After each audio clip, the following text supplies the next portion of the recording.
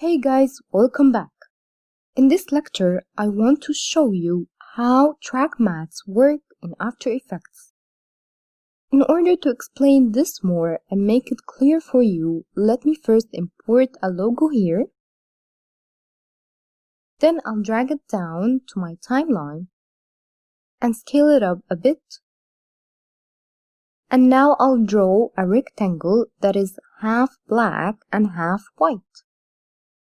So here I'll select the rectangle from the tools bar, then click on Fill here and select Linear Gradient, then click OK. And then come here, click on the color swatch beside it and make it half black, half white by dragging this point to the center like this. Great, then click OK. Now here I'll draw a rectangle that covers up a part of my logo here. I'll also create a solid layer of a red color to make things clear for you here.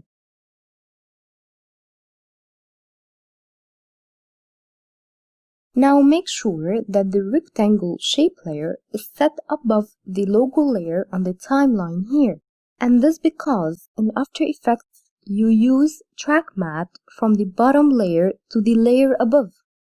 So as you can see here, the first layer doesn't have the options for track mattes.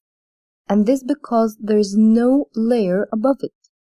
If you can't see the track matte column on your timeline view, use the toggle switches mode button here or simply hit F4 on your keyboard. Okay, so here beside the logo layer in the track matte column, we have 4 options here. So basically, we have 2 types of track mattes in After Effects. We have the alpha matte channel, alpha matte and alpha inverted, and we have the luma matte channel, luma matte and luma inverted. The difference between them is that the alpha matte fills out pixels from an image or text, while luma matte uses white color. So here if I chose luma matte, the white part of our shape layer will reveal the part of the logo beneath, and any other part of the layer that is placed outside the white part, it will make it invisible.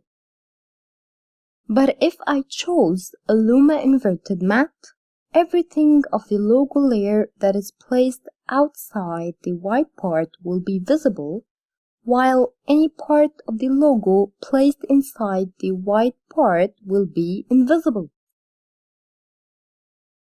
Yet, if we chose alpha matte, it will reveal the whole area of the logo that is placed inside our shape layer here.